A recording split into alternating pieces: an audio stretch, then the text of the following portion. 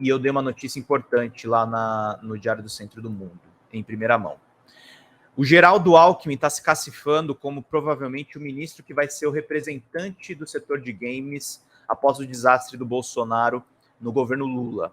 Como Alckmin quer ser o padrinho do setor de games após o desastre de Bolsonaro? Reportagem minha, movimentações de Geraldo. Vamos entender aqui direitinho o que aconteceu. Isso daqui é uma foto do Geraldo Alckmin com representantes da indústria dos games, que no caso é a Abra Games.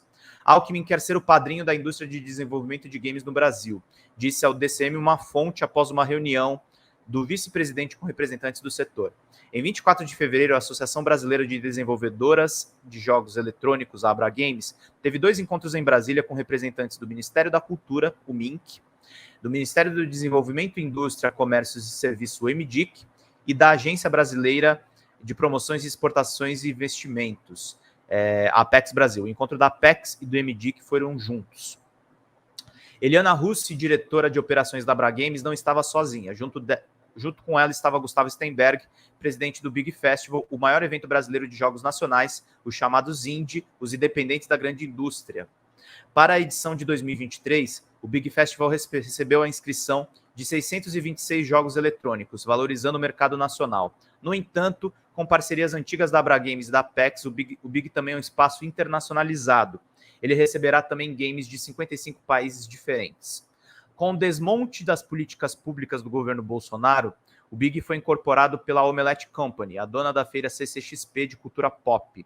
O encontro desse empresário e da associação com representantes dos ministérios aponta uma retomada dos investimentos no setor, pensando novamente nos pequenos desenvolvedores brasileiros e não apenas no mercado internacional.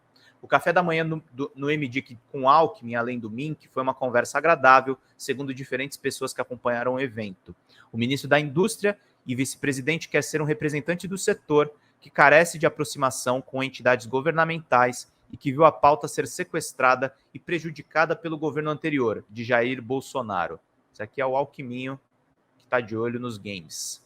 Bolsonaro fez 4 reduções de impostos que não geraram ganhos de consumo porque a alta do dólar e a inflação consumiram o poder aquisitivo dos brasileiros e cortou verba pública de editais que auxiliavam novos estúdios nacionais a entrarem nesse mercado. Para além da cultura nerd de nicho, o mercado de games no Brasil teve 2,3 bilhões de faturamento, sendo o 10º maior espaço do setor no mundo e o 5º maior para jogos de celulares. Há 94,7 milhões de jogadores no nosso país e somente 1.009 empresas desenvolvedoras de games. Outro dado importante aqui que não está nessa matéria, mas eu acrescento para vocês aqui na live porque eu sou um pouco familiar com esses dados. Segundo a pesquisa Games Brasil, a maior parte dos gamers do Brasil, os reais, são mulheres, 53%, tá, gente? Maioria. Negras e periféricas. Então, o estereótipo do gamer, da cultura nerd de nicho, ela não corresponde ao gamer de verdade. Por isso que o governo Lula está recebendo essas reuniões. Eu estou começando aqui falando sobre a Abra Games, mas depois eu vou falar de uma reunião importante que eu participei e eu reporto, inclusive, no DCM. Dessas companhias, mais da metade são pequenas e médias empresas, além de microempreendedores individuais. Com a falta de incentivos do governo federal e de governos estaduais, as empresas estão deixando o Brasil e os estudantes formados estão buscando bolsas internacionais. É a chamada fuga de cérebros. E esses dados são da pesquisa da própria Abra Games e da entidade internacional Newzoo. Gamescom, a maior feira de games da Europa, que ocorre em Colônia, na Alemanha, dará destaque para jogos brasileiros.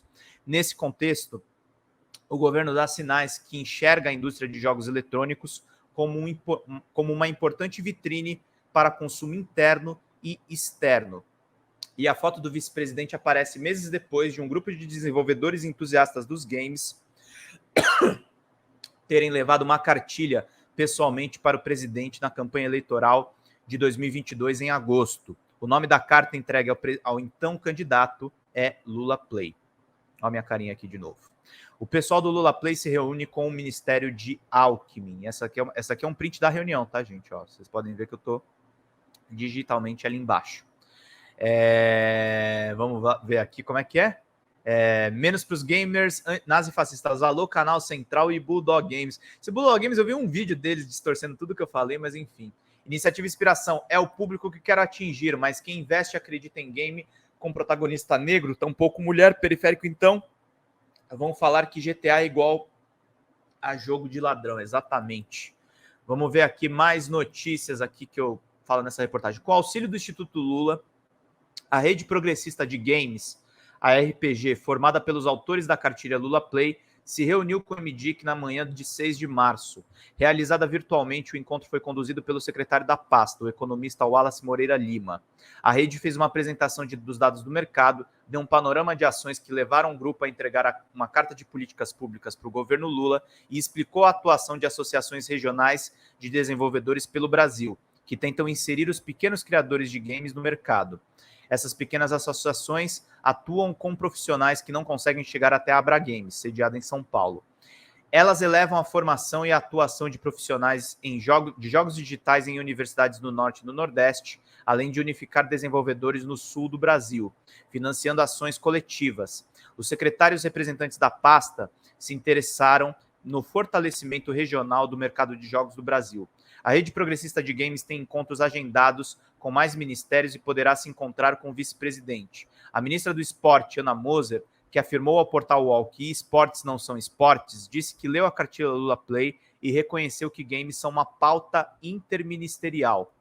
Mas o primeiro-ministro a se mostrar publicamente favorável a retomar o investimento em games no governo Lula, marcando reuniões, foi o ministro e vice-presidente Geraldo Alckmin. A confusão da declaração de Haddad envolvendo os games.